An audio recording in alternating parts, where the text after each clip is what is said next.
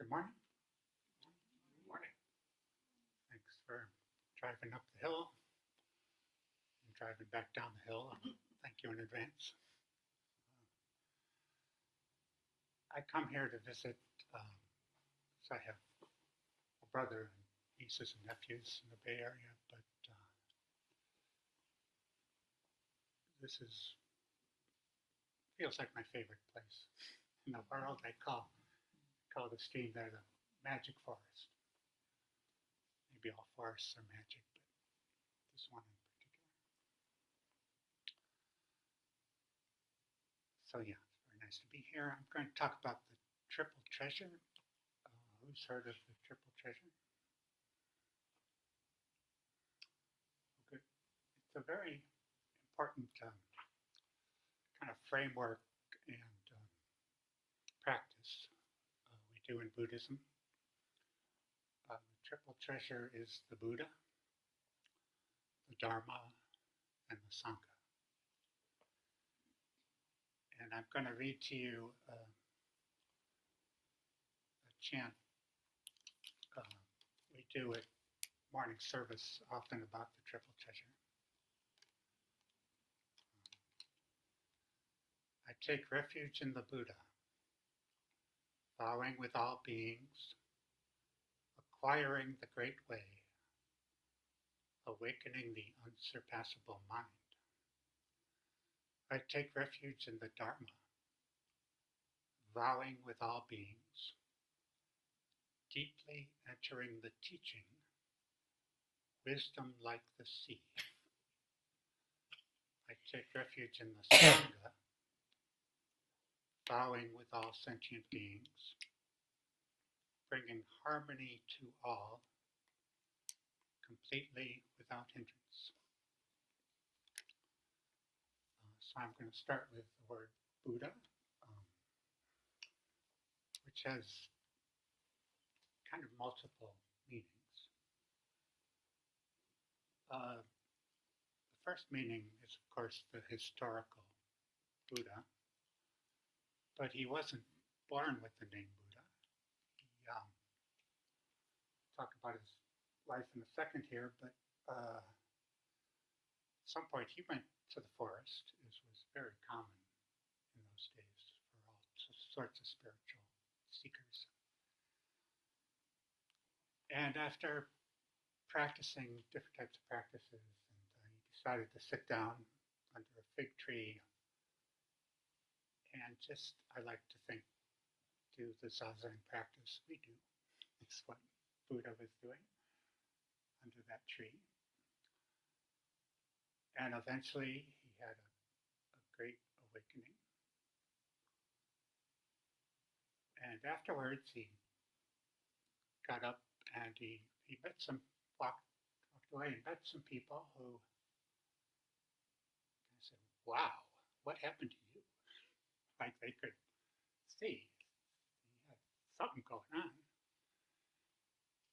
And he said, well, gosh, let's just say I woke up. I awoke. And that's the meaning of the word Buddha, the awakened one. So what do we mean by awakened? Obviously we have to sleep at night, but awakening means to be more aware of the present moment. So if you notice how much thinking we do all the time, which is natural. Body secretes hormones and gastric juices, the brain secretes thoughts. It's very natural. But the thoughts take us away from the present moment. And a friend told me recently why he started meditating. He goes, I was just thinking so much about stuff, and I was driving a car and I almost got in an accident. I thought, I better learn to pay attention. So he researched how to learn to pay attention, and he came across Zen Buddhism. Um, so Katagiri Roshi used to say mindfulness is like turning on a switch. Or he said it was like turning on the TV. It's kind of funny. TV. It's just mean you make a decision to pay attention, and all this happens very, very fast. It doesn't last long because that's the nature of things. But I like, and our obsessions, our constant thinking doesn't go away, but just like both are happening. We're aware of the present moment and we're thinking, and to some extent, it's kind of like the spotlights on thinking. See, I don't think it's that. Spotlights on thinking, and the periphery is what's going on in the present moment. So we just kind of switch that. Spotlights on our body, what's going on around us. One great thing about mindfulness is when someone's talking to us, how about we listen instead of spending so much time thinking about what we want to say. It's a very practical example. So we kind of switch the spotlight. The thinking's still going on, but it's more peripheral. We're interested in the present moment. So there's Buddha, who's a historical person who lived, and luckily we have a lot of his teachings. There was a big oral tradition at the time, and people memorized his teachings. But another aspect of Buddha, well, what he wanted to teach is we can also do this. So the chant said, acquiring the great way. So the Buddha laid down instructions for how we can wake up. He had an eightfold noble path, but sometimes that's summarized as three things. One is understanding. So understanding is Dharma, which I'll get to. What's the truth? How do things work? Let's read, let's discuss, let's look at our understanding of the world. The other thing is kind of ethics. We call them precepts. Are we saying things that are conducive to harmony? What are we saying? What are we doing? What's actually going on in our life? I relate that to Sangha, community of people. And then the third part is our state of mind, which is mindfulness, kind of going beyond thinking to just awareness, and I equate that to Buddha.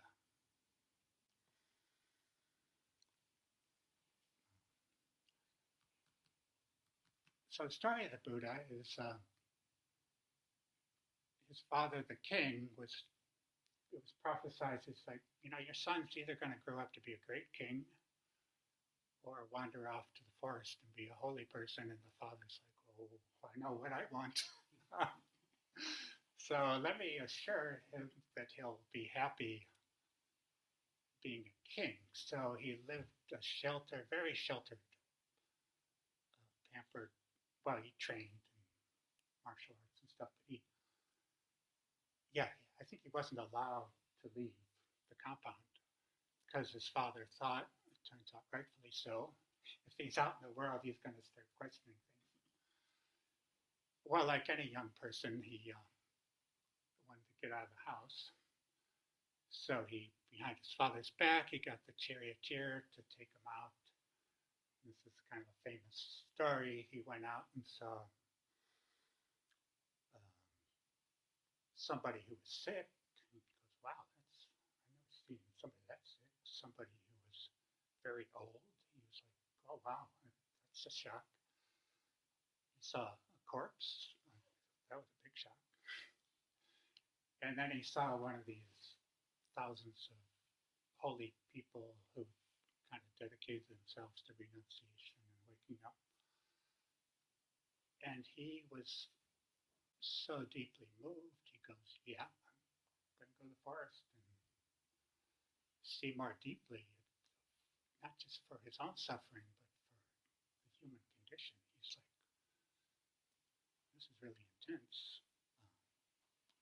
I think you would agree that being sick, and we don't know about being old yet, but being dead, having our people die is intense.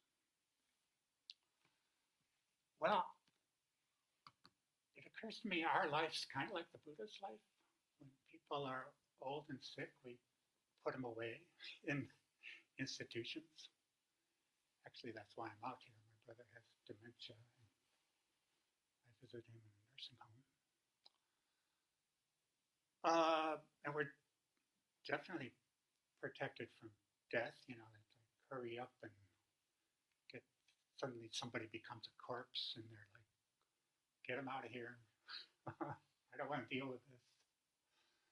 So we're very sheltered in a way, and I also think in the history of humanity, we're all kind of like royalty. We've got infinite entertainment at the touch of our fingers. We've got infinite variety of food.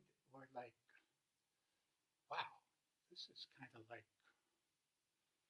you know, what the Buddha experienced. So the second aspect, besides the historical Buddha, he laid out that we can awaken. So then we actually say,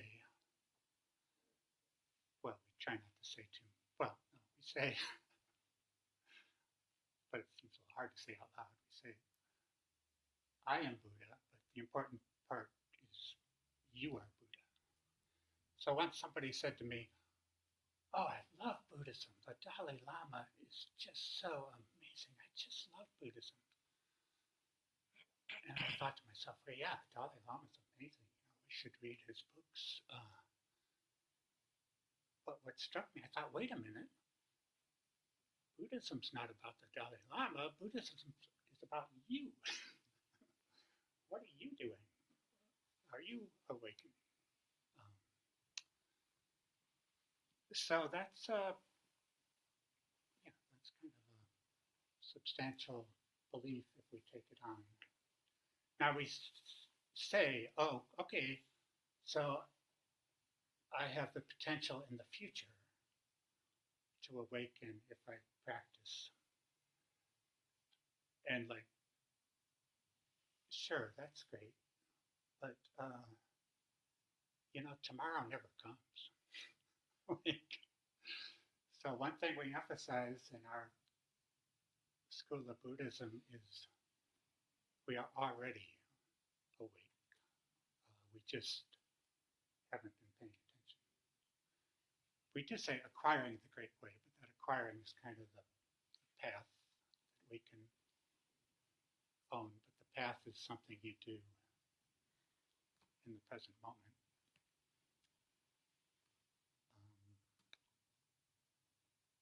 And another aspect, we use the word Buddha for. So Buddha, when he had his awakening, he says, I have awakened with the whole world. The whole world has awakened. So this sounds philosophical, but it's actually kind of practical. We believe everything is Buddha. Not just humans.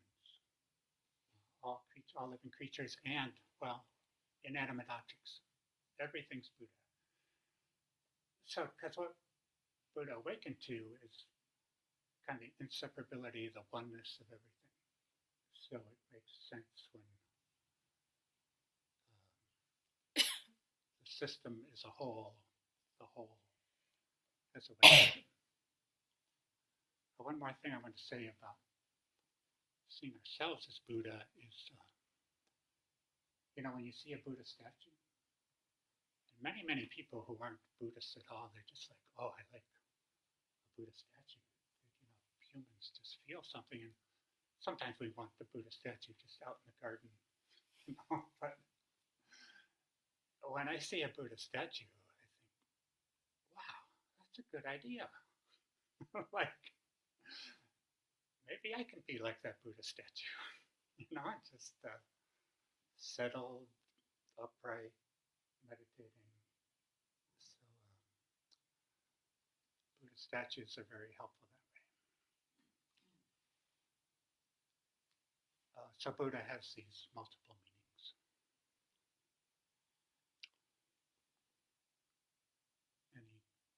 I'll take some questions now, and then at the end, any comments about what I said about Buddha?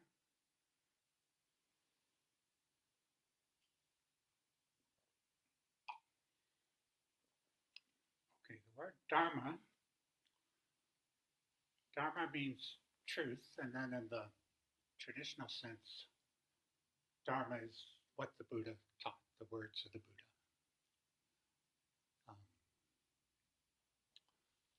So that's kind of the surface meaning of Dharma. But if Dharma is truth, then everything is Dharma, because anything that exists, it exists. It's the truth. It's here. So even lying and delusions and craziness, you go, oh, that's not the truth, but it's happening. It's what's happening. And what people are super influenced by lies and false narratives. If somebody's angry with you, you might say, oh yeah, you're just deluded. But you need to pay attention to how to react to the person in their delusion. So, from that point of view, everything is Dharma.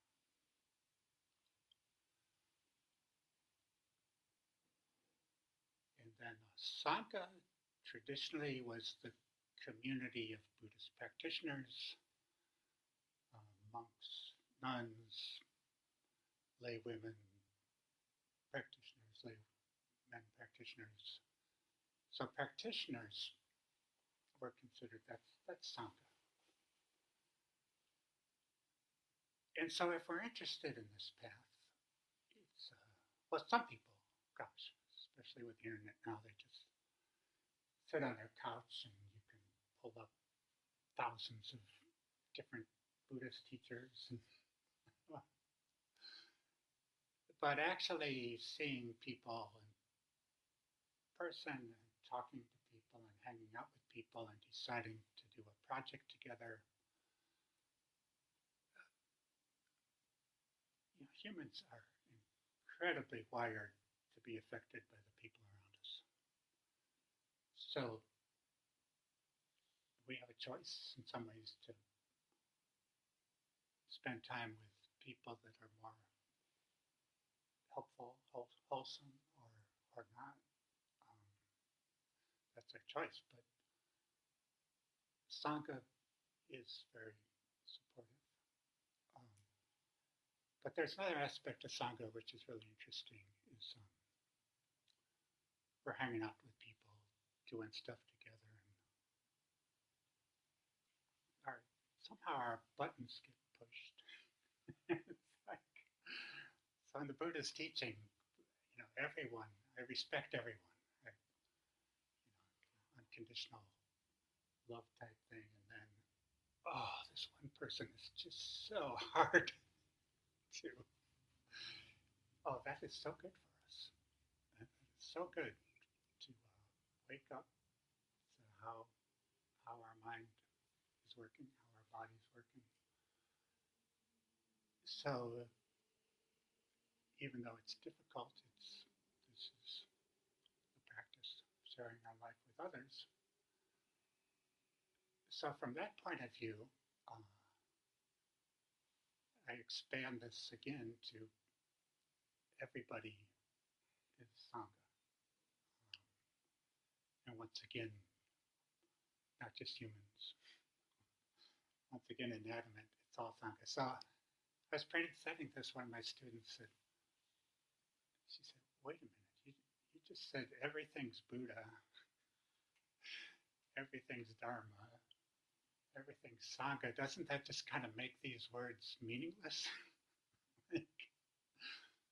But I hope from what I've said, think of them as meaningless words.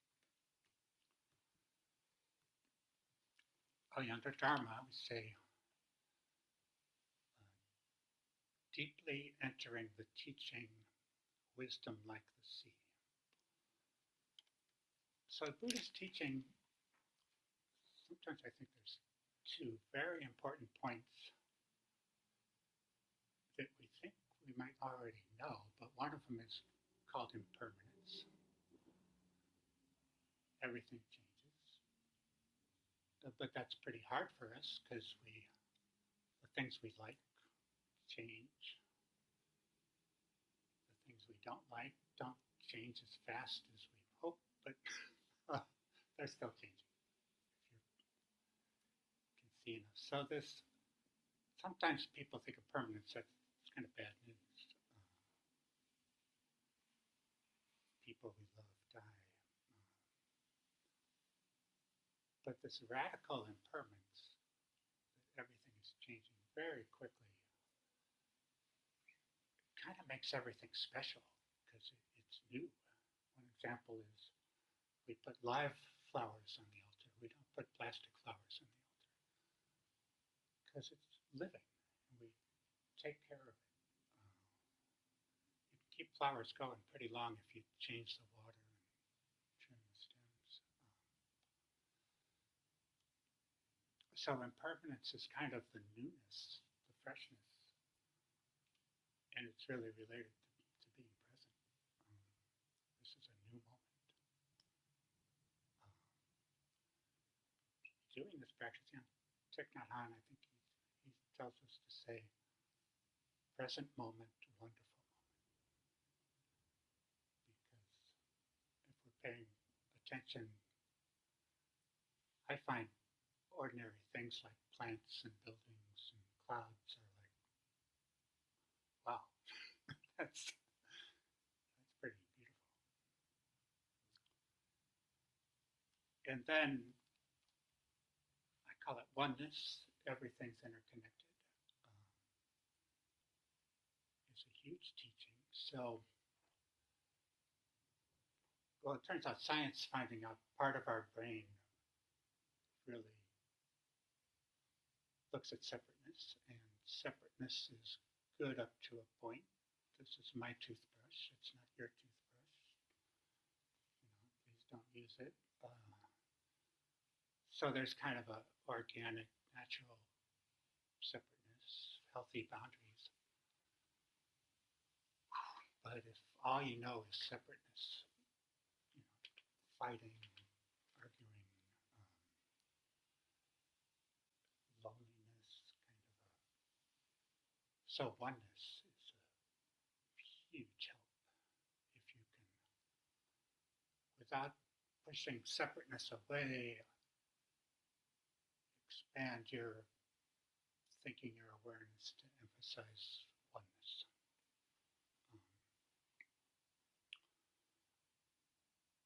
And then, your way of thinking slightly change, the vibes you're putting out in the world change if you're interested in oneness. So we say deeply entering the teaching, there's infinite, we're heading towards an infinite number of books about Buddhism. But if you study for a while, you start to go, wait, they're all saying the same thing. Slightly different styles, slightly different flavors. But because once I was talking to a teacher complaining about my life, and he goes, things are going to change. And I go, they are? Really? Things change? Studying Buddhism for a while, but we forget. So we keep returning because it's very hard for us to let these teachings penetrate. Yes, there's impermanence, and yes, there's oneness. Then we say wisdom like the sea. I live in Colorado, but it's when I'm out here, I really have to go hang out at the ocean. The ocean, one of my relatives was having trouble. I said, man, get yourself down to the ocean. Spend a day walking on, go have whatever, a few hours, just soaking up the vibes from the ocean. So I've scheduled on my way to the airport, I'm going to take some time to go to the ocean. And Sangha, so we say, bringing harmony to all. And then completely without hindrance. Well,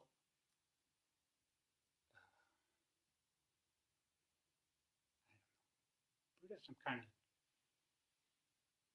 shocks us by making seemingly impossible statements that we can completely, without hindrance, sounds like it's easy, but it inspires us. Okay, I'm going to practice bringing harmony to all, and we notice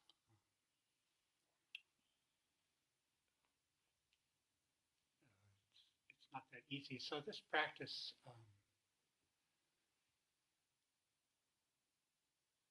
I think one problem is we read about this practice, we read about the teaching, we're like, wow, I'm gonna become a better person.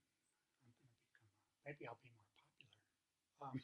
You know, and that's a little dangerous thinking. We wake up to things as they are, and any idea of perfection is just not a good thing to do to ourselves. We should accept and respect and have compassion for ourselves, no matter what our judgmental mind is telling us. Okay, I'm going to look at the clock.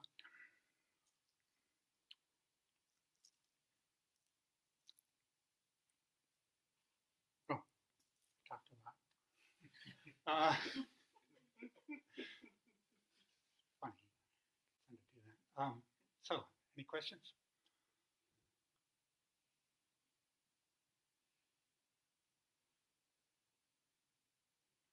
Yes. Thanks for the talk. I had maybe a simple question, which is, what is the wheel of Dharma? What does it symbolize? So Jodo, would you repeat the question? The question is, what is the wheel of Dharma? And what does the wheel of Dharma symbolize? And sometimes we say our practice is turning the wheel. So the wheel is a great thing because what makes a wheel actually a wheel is when it's turning. So that's part of impermanence. Everything's active. Sometimes I say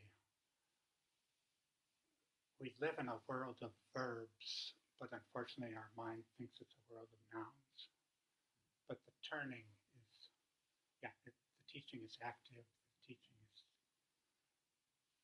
so thinking, studying, talking about Dharma is called turning the wheel.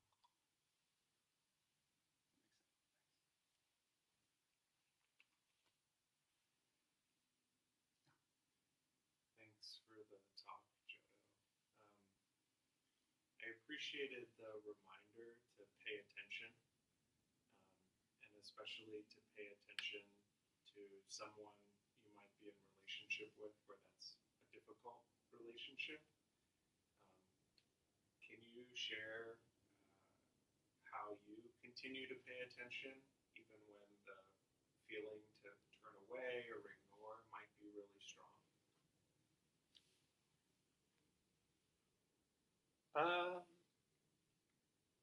Well, because I'm a human, Also, would you repeat the question? Question is, how do you pay it? and tell me if I get this right.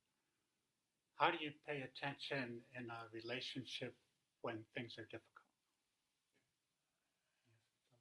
And how do you avoid turning away and avoiding? Well, I'm pretty good at turning away and avoiding, but so I have an intention to be there for the person. I kind of wake up to how natural differences are. Okay, we're all we kind of all don't get along because we've all had very different life experiences growing up, but even twins kind of have different life experiences because your experiences kind of mold your nervous system into that's what life's about, and that's the way I am. Well, we don't even see that's the way we are. We think, oh, this is the way things should be. My nervous system deeply says, oh no, this should be different. But so we understand what's going on. We understand it's natural to have negative emotion. It's natural to disagree. And so from that bigger perspective, it's like we can work with it. So even Thich Nhat Hanh said, he needs to talk to somebody, but if things get too upsetting, he temporarily goes outside and calms himself down before he engages. I find as much as there's another line from a song, I don't hate nothing at all except hatred. I think those good-hearted people end up falling in that trap. So we know we have to work with what's going on, and it's an excellent opportunity. So the famous Zen teachers always said, "Oh, that's not a problem. That's an opportunity." And then I say, "Oh, another gosh darn learning experience." But it's true. We can learn.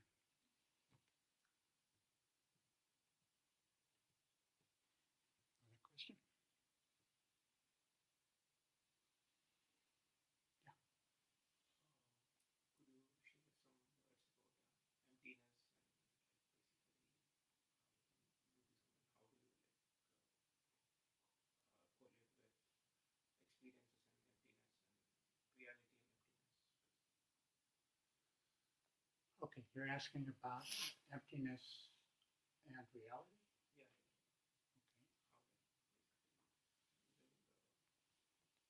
Yeah, how that What? it's a big concept in Buddhism, but I just want to get your opinion on how do you on one hand they say it's emptiness, and on the other hand that reality is different. So how do you? Okay. The question is kind of what is emptiness and how does it work? I think I got time. That's my empty watch. Oh boy. Well, it's really impermanence, and it's kind of a confusing word. Some people say they want to change the word emptiness to boundless. In the Heart Sutra we chanted, a lot of people have trouble with that. So it really is about impermanence. So we have an experience and we cling to it. This is a terrible example, but it's funny. Maybe one spouse said to the other, "I can't believe you farted in front of my parents." 6 years ago. Like, let it go. No eyes, no ears, no nose. No Let fart. it go. So, yeah, that's my example of emptiness.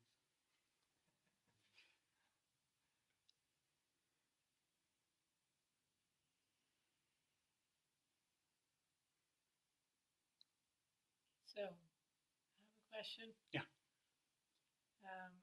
So the mantra that we read today says there's nothing. Everything is empty. Nothing. Nothingness, right? Does that mean we're all in a matrix? Well, that's fine. The Matrix movie And was pretty powerful. Oh, the question is, if there's emptiness, are we all in nothingness? And it's just a matrix-like. the movie. Uh, Nothing is real. I don't know. We're in a matrix illusion. So in Zen, we say both are true. And yeah, this is a huge, at the same, and then the Zen teaching is really based on paradox. There's an incredible paradox, like we don't want to die, and we're going to die. Our whole life is kind of based on paradox, like, well, I want my share, but I ain't going to share. Just how do we balance these paradoxes? We wake up to them, and we kind of see that, yeah, there's these multiple aspects. So the teaching of emptiness is let it go. It's kind of a medicine. So Buddha's teaching, it's said to be a medicine, where we have this illness of being asleep, this illness of some unwholesome habits. How do we take the medicine?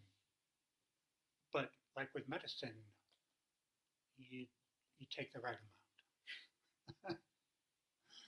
Like, oh, it's good for me. I think I'll. So it's something called, sometimes I haven't heard this for a while, called Zen sickness. If you just don't take care of your life, just kind of interested in the mystical of happiness, so oneness. Yeah, and I see it's important to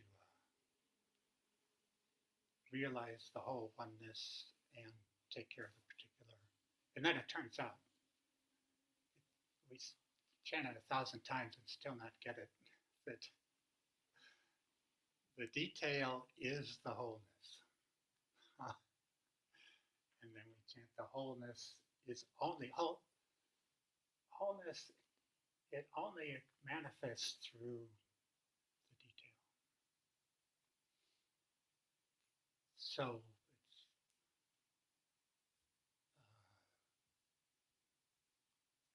so we chant it. Some people chant it every day because we're still not getting it. But tiny, keep studying, and in 10 or 20 years you can